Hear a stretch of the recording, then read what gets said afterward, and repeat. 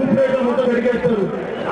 మళ్ళీ దాన్ని డాక్టర్లు చెప్తారు, గుండె కుదరదు బయటకు వచ్చింది.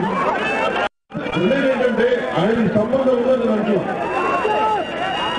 మీ సొంత పిల్లలు మీరు బయటకు వచ్చి తెలుగుదేశం పార్టీ చేయించిందా ఇంకో థర్డ్ పార్టీ చేయించాలని మాట్లాడుతున్నారు. జగన్మోహన్ రెడ్డి గారు చేశారని అంటున్నారు. మీరు ఒక ప్రతిపక్షం అయితే మీరు చట్టసభలకు వెళ్ళరు, ప్రజల సమస్యలు పట్టించుకోరు. కనీసం సొంత పిల్లల ఇంట్లో సరిపోతే దాని నుంచి కూడా మీరు పోలీసులతో మాట్లాడరు. దాని కూడా రాజకీయం చేస్తారా మీరు? వ్యక్తులు నా ఉద్దేశం ఏంటంటే ఇలాంటి వ్యక్తులు కానీ ముఖ్యమంత్రులు అయితే, ఇలాంటి వ్యక్తులు చట్టసభల్లోకి వస్తే ఆయన ఒక్కరి వచ్చి నాకు అభ్యంతరం లేదు. ఆయనకేదో సూర్యులలో బలం ఉందని తెలిసారు. ఆయన ఫ్యాన్ గుర్తుకి వచ్చి వైసీపీ నాయకుల గురించి గెలిచి ఎమ్మెల్యేలు అయితే మరి ఇలాంటి గొడవలు చేసి ఇలాంటి హత్యలకి యథా రాజా తథా ప్రజ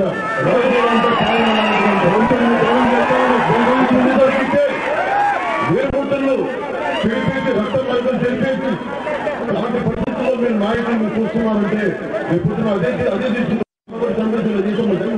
కాపాడుతారు ప్రతి ఎమ్మెల్యే అనుకుంటే అప్పుడు లా అండ్ ఆర్డర్ ప్రతి గల్లీకి వచ్చిందని ప్రమాణం చేస్తారు.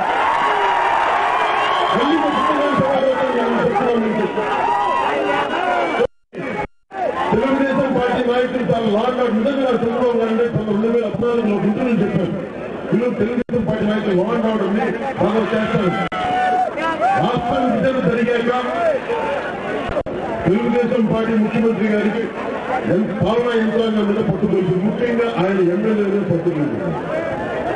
అడ్డగోలుగా తిరిగేస్తుంటే కాకడా నవ్వులు మింగేస్తుంది, అది చేయలేకపోతున్నారు. దీనికి కోర్టు మళ్ళీ ఎందుకు అడ్డగోలుగా తగ్గేస్తున్నారు అంటే మళ్ళీ సూపర్ కాడు ఇవన్నీ ఆపాలి అంటే జనసేన రావాలి.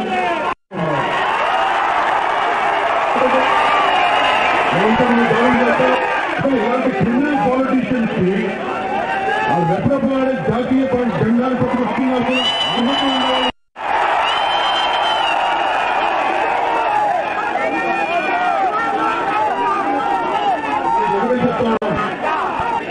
జనసేన ప్రభుత్వం రానివ్వండి, ఒక్కొక్క చిన్న పార్టీ ఆకు రౌడీకి తగిలించి పెద్ద పెద్ద గుణాలు తీసుకొచ్చి తీర్లు పాలు ఉంచుతున్నారు. అలాంటి బలమైన చట్టాలు తీసుకొస్తాం. బలమైన లా అన్నారు కూర్చోని చెప్పండి. ఒక ఎస్పీ గారికి చెప్పారు ఒకసారి చూసుకుంటే 6 నెలలు మొత్తం ఏ రూపంలో రౌడీజం చేయడం పోలీసు అధికారులు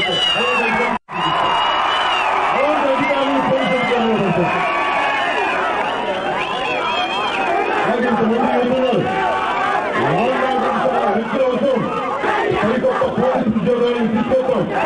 ఇంకో పోలీసు ఉద్యోగాలను క్రియేట్ చేద్దాం. పోలీసు వ్యవస్థ ఎంతమంది కావాలనుకుంటే ఆ పోలీసు వ్యవస్థ ఉన్న భర్తీలో భర్తీ చేయాల్సిన ఉద్యోగాలను భర్తీ చేస్తాం. మేము అనుకుంటాం. అలాగే దాదాపు 3 లక్షల ఉద్యోగాలు భర్తీ చేయాల్సి ఉన్నాయి. 6 నెలలలోపు